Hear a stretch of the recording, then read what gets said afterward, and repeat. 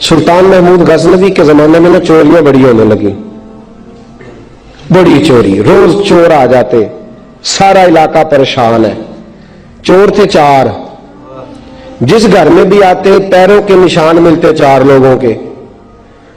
4 चोर हैं, पकड़े, बड़ी दौड़ लगी, पुलिस फौज, चोर नहीं पकड़े जाते। सुल्तान महमूद गजनवी कहने लगे तुमसे नहीं पकड़े जाएंगे, मैं ही पकड़ूंगा। क्या करूंगा? बोलिएगा जरा। मैं पकड़ के लाता हूं। कहा जनाब कैसे? फरमाने लगे देख लो पकड़ता हूं। सुल्तान महमूद गजनवी ने नकाब डाला चेहरे पे, पुराने कपड़े पहने, बाजार में निकल गए। 4 चोर खड़े थे सामने।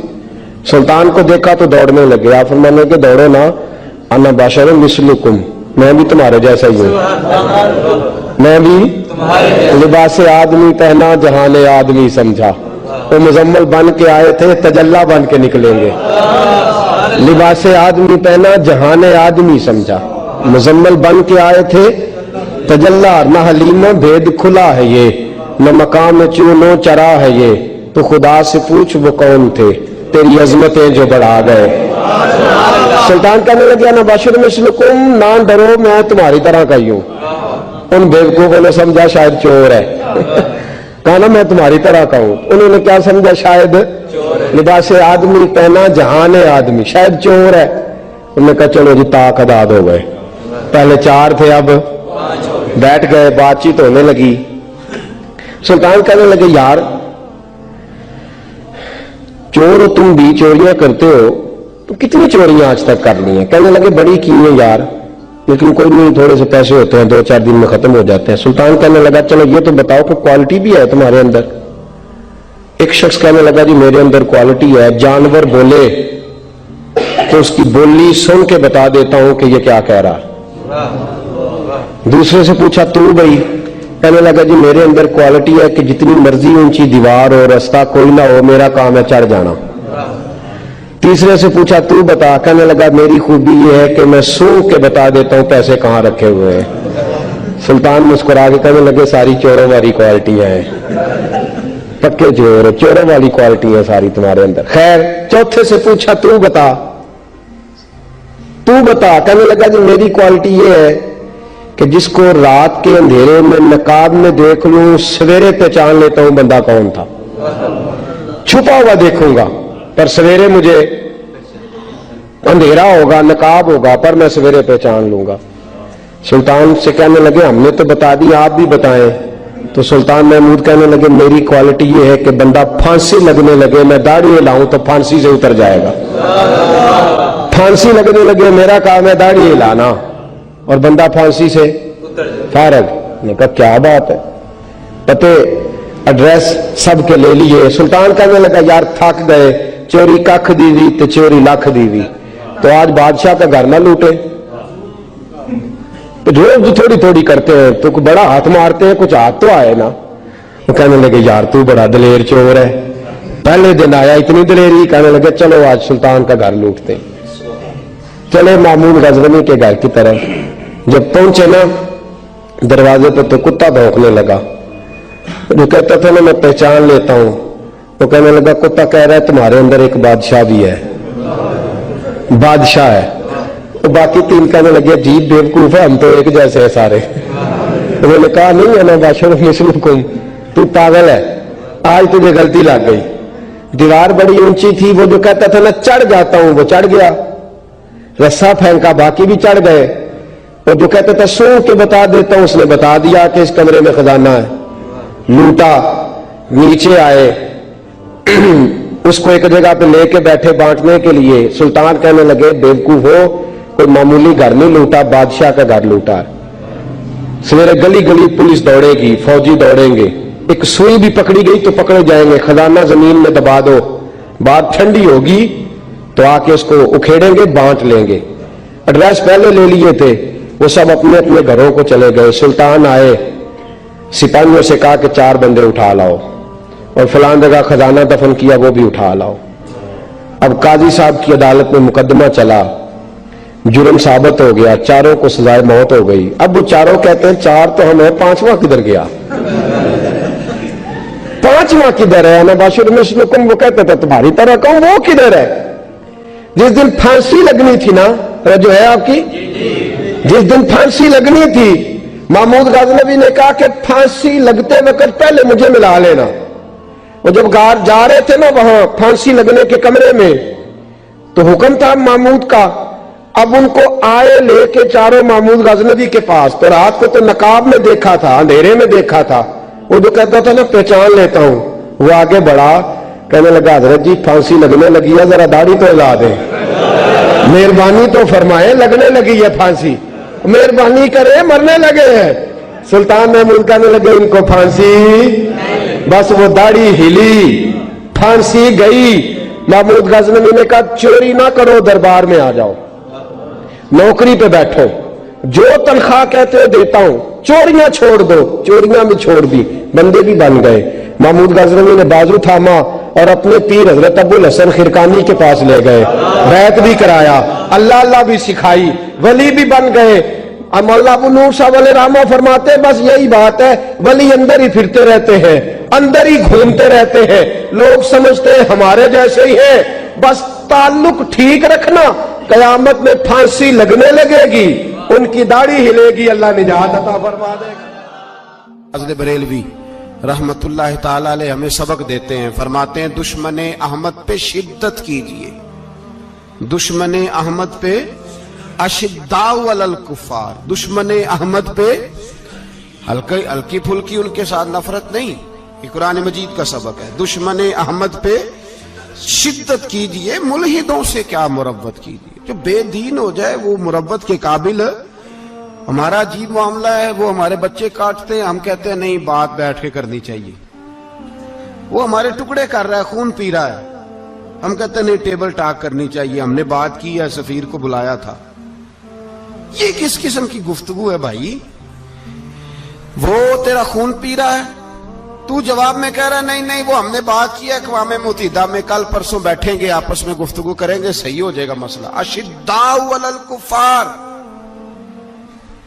अहले ईमान मोमिन की पहली सिफ्त अल्लाह ने यह बयान फरमाई कि वो काफिरों पर वो सख्त है, पहली सिफ्त ये। मन अहब्ब लिल्लाह व अबग़द लिल्लाह व मना लिल्लाह व आता लिल्लाह फ़क़द इस्तकमल अल ईमान औ कमा क़ाल सल्लल्लाहु अलैहि वसल्लम। हुज़ूर ने फरमाया अगर अल्लाह की रिजा के लिए मोहब्बत करना ईमान का हिस्सा है तो बुग़्ज़ रखना भी ईमान का हिस्सा है। अल्लाह की रिजा के लिए बुग़्ज़ रखना भी, ये जो जज्बा है ना कुफर के खिलाफ जज्बा, ये ईमान की बुनियाद है। लोग कहते हैं इस्लाम मोहब्बत सिखाता है, इस्लाम, भाई कौन कहता है इस्लाम नफरत से? इस्लाम सिखाता ही मोहब्बत है, इस्लाम सिखाता ही। लेकिन मेरे भाई ये तो बतलाओ ना साहब कि वो जो जड़ी बूटी फसल के साथ उगाती है उसका रंग हरा नहीं होता, वो चहचहाती लहलहाती नहीं, काटते क्यों हो पकड़ के उसे, दवाई डाल के मारते क्यों हो? इसलिए कि बाकी फसल को तबाह ना करे, बाकी फसल को नुकसान। काफिर पर जब तू सख्ती करता है तो उसका मतलब ये होता है कि वो फिर दोबारा जुल्म नहीं करता, वो ज्यादती। हमारी काफिर के हक में नरमी है। सऊदी गवर्नमेंट का मरासला आया, उन्होंने कहा जनाब हमें शिकवा है पाकिस्तानी हाजियों से कि हजने जब जाती हैं तो ये बुर्का नहीं पहनती, नकाब नहीं ओढ़ती। ये बाकायदा मरासला उनकी विजारत हज ने पाकिस्तानी, मुझे चूंकि मौका मिलता रहता है हज ट्रेनिंग पर जाने का, तो हमें वो पढ़ाते हैं, कहते हैं जी ये आप देख लें। बाकायदा मरासला आया, बड़ी खुल के बात कर रहा हूं जिम्मेदारी से। ये जनाब पाकिस्तान की जो बीबियां यहां हज करने आती हैं वो बाजारों में बगैर नकाब के फिरती हैं, वो खजूरें खरीदने चाहती हैं तो बगैर नकाब के, खुशबू लेने जाती हैं तो बगैर नकाब के, लिहाजा इन्हें पर्दा कराओ। अगर कोई बीबी बगैर पर्दे के आई, चले अय्याम हज में तो एहराम की हालत में तो हम कबूल कर लेंगे, लेकिन अगर इसके अलावा आई तो हो सकता है डिबोर्ट कर दी जाए। बाकायदा मरासला। आम गरीब मुल्क की, पाकिस्तान की, इंडोनेशिया की, सूडान की बीबी बगैर पर्दे के नहीं जा सकती, पर ट्रंप की बीबी बगैर पर्दे के सऊदी अरब जा सकती है। हम तो चुप कर गए हो ना, वीडियो मेरी पे बनती है, तो हड्डी नहीं, फिक्र ना करें, मैं सच्ची बात कर रहा हूं। سچی بات اور کھری کر رہا ہوں ذمہ داری سے. او بھائی اس کی بیوی پر کوئی پابندی نہیں, کوئی پابندی نہیں. وہاں تم نے تلواریں پکڑ کے رقص کر لیا, وہاں سب جائز تھا. اب تمہیں وہ کدھر گیا متوا جو بھاگ کے آتا ہے کہ گنبد کی طرف منہ نہ کرو؟ وہ کدھر گئے لوگ جو کہتے ہیں جناب دیکھو جی وہ مقدس پاک لوگ ہیں, خبردار ان کی بات نہ کرنا؟ کلیجہ روتا ہے, دل خون کے آنسو روتا ہے. اتنا بڑا حج کا اجتماع ہوا ہے, تمہیں کوئی توفیق نہیں تھی تو وہاں کہنا تھا اس کو, حج پڑھانے والے کو, خطبہ دینے والے کو کہ برما کے لیے دعائی کر دے. کہنا تھا اسے فلسطین کے لیے. بھائی میں جو رونا رو رہا ہوں ذمہ داری سے رو رہا ہوں. خدا را سمجھو, جب تم نے تمہاری اپنی بات آتی ہے تو 34 ملکوں کا اتحاد اکٹھا ہو جاتا ہے, اور جب امت کی بات آئے پھر کوئی پرواہ نہیں. میرے رسول پاک صلی اللہ علیہ وسلم نے جو دین دیا اس کی پہلی شرط یہ ہے اشداء علل, بولیے اشداء علل, کافر پر سختی کرنا پہلا حصہ ایمان کا. رحماء بینہم تو دوسرا نمبر ہے, یہ دوسرا ہے.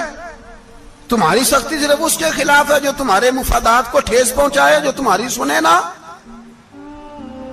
حضرت سیدنا فاروق اعظم رضی اللہ, میں تفصیل سے بات کروں گا اگلے جمعے جناب فاروق اعظم کے احوال پر.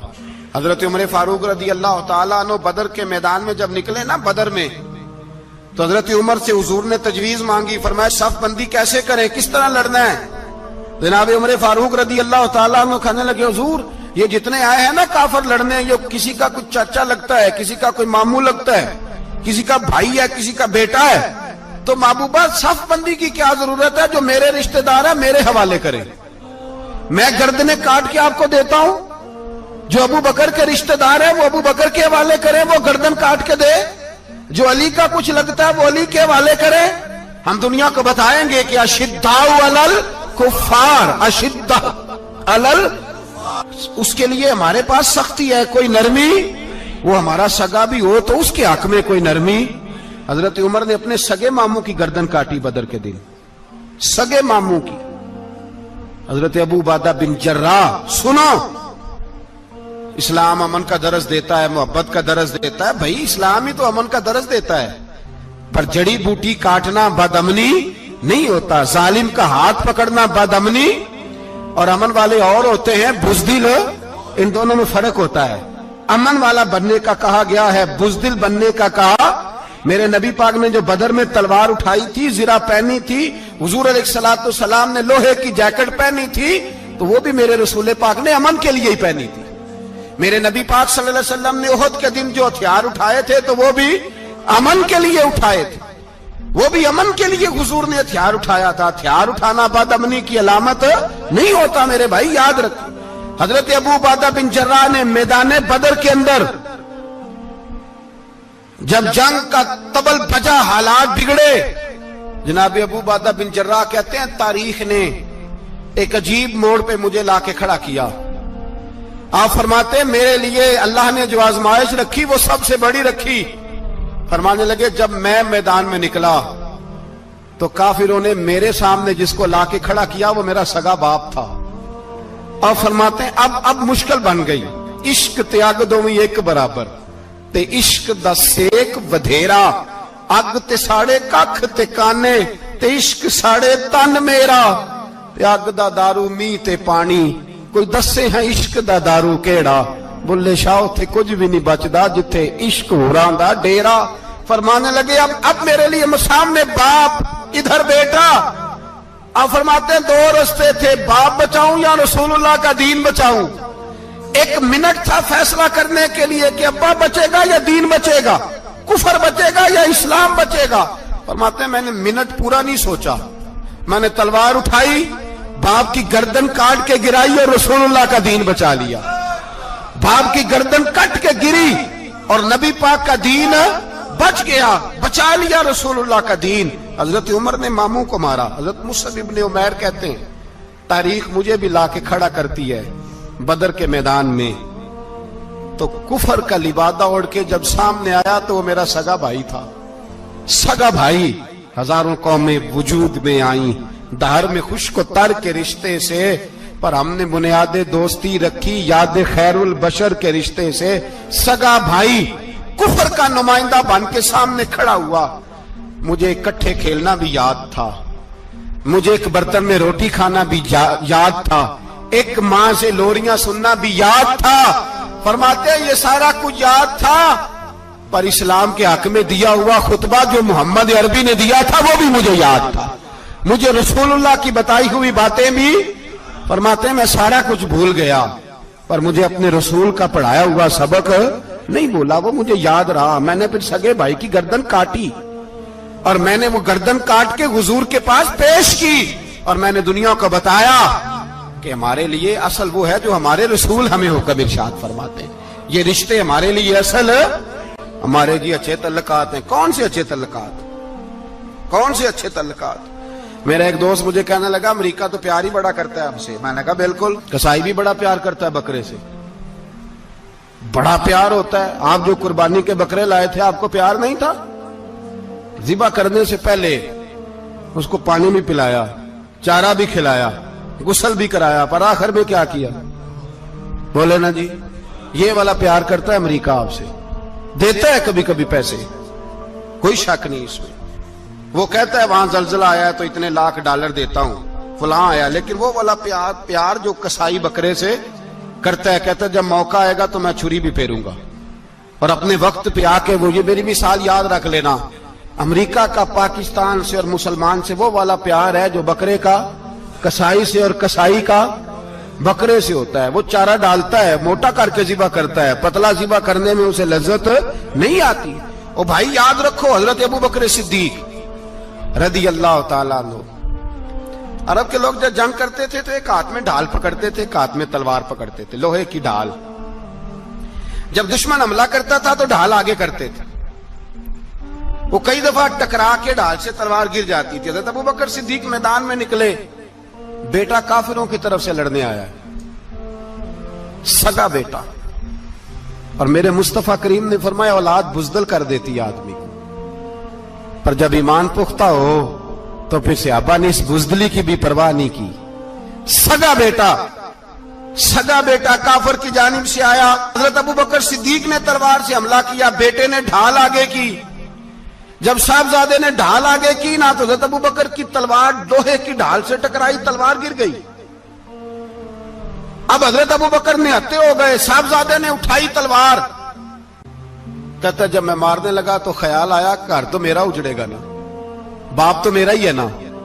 साहबजादे कहते हैं मैं अबू बकर सिद्दीक को छोड़ के चला गया, बाद में मुसलमान हो गए, कलमा पढ़ लिया। एक दिन घर में बैठे थे तो बात शुरू हो गई, साहबजादे कहने लगे अब्बा जी वो याद है ना जब मेरी ढाल से आपकी तलवार टकराई थी और तलवार गिर गई थी तो मैंने आपको बाप समझ के छोड़ दिया, मेरा ही घर उजड़ना था बाप समझ के।